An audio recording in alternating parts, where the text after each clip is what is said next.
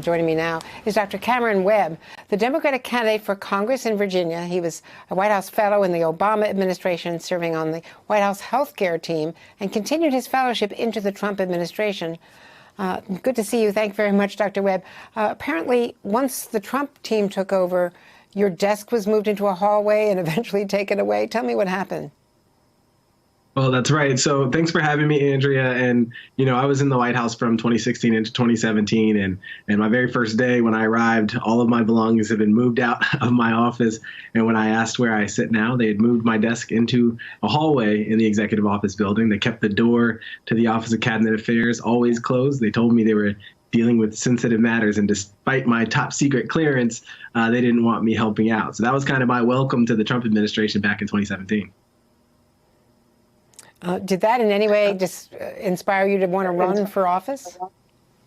That didn't inspire my desire to run. Actually, what happened is, in the months that followed, I spent a lot of time just wandering around the executive office building because they didn't allow me to work on anything. And I was connecting with other folks in the Trump White House. I would ask them questions about why they were believing the way they did on issues of policy and education or healthcare or criminal justice reform. And I got to know some of the folks who were doing the policy work.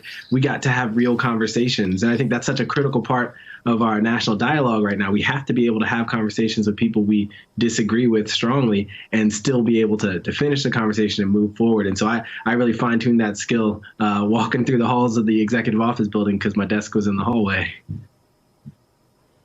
And as a medical doctor, and you're from Charlottesville, you're now set up to run against Congressman Good, who describes himself as a biblical conservative. But you've been very critical of the president's actions on the pandemic, not modeling the wearing of masks, for instance. Absolutely. And I want to first not give Mr. Good the label of congressman quite yet. It's an open seat, so it's an exciting opportunity. But I think just the same, whether no matter how you label your conservatism, I think in this instance, a lot of the actions when it comes to this pandemic have just been unacceptable. I think that we just haven't had, in a lot of ways, we haven't had the response on the front end. We haven't had the pandemic preparedness on the front end. And then even as we've seen it roll out, I always say there's an infodemic. The information coming out of the Trump administration has just been off base. It's the reason why we're seeing a lot of what we're seeing in Arizona and Texas and Florida. And I think that it's much harder to pull back after you've given such strong signals to folks to charge forward.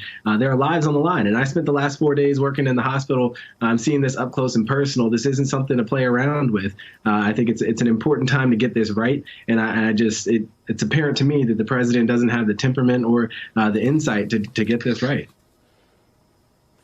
Are you shocked by him retweeting this racist white power tweet?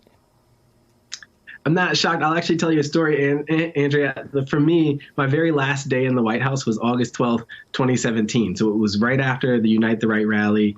I came back into the office. I was supposed to continue working for a couple more weeks. And I actually was just absolutely incensed about his comments about, good people or blame on both sides, his tone deafness. I think he's shown that throughout. He really effectively throws his dog whistles out there. These aren't mistakes, right? And he can walk it back however he wants, but I think that he's pretty deliberate about signaling to people what he supports. And in a time like this, where our nation is absolutely dead set on finding a path forward, on unity, on us coming together, and you're seeing this in communities all over the country, this is a time where that kind of messaging just isn't going to work. So he's trying to rally the people that message resonates with, but it's going to fall short in November. And so, I'm not surprised. I just believe that the American people right now are not willing to tolerate it. Well, thank you so much for being with us. That's such an interesting race in the 5th District in Virginia. Thanks again. Hey there, I'm Chris Hayes from MSNBC. Thanks for watching MSNBC on YouTube. If you want to keep up to date with the videos we're putting out, you can click subscribe just below me or click over on this list to see lots of other great videos.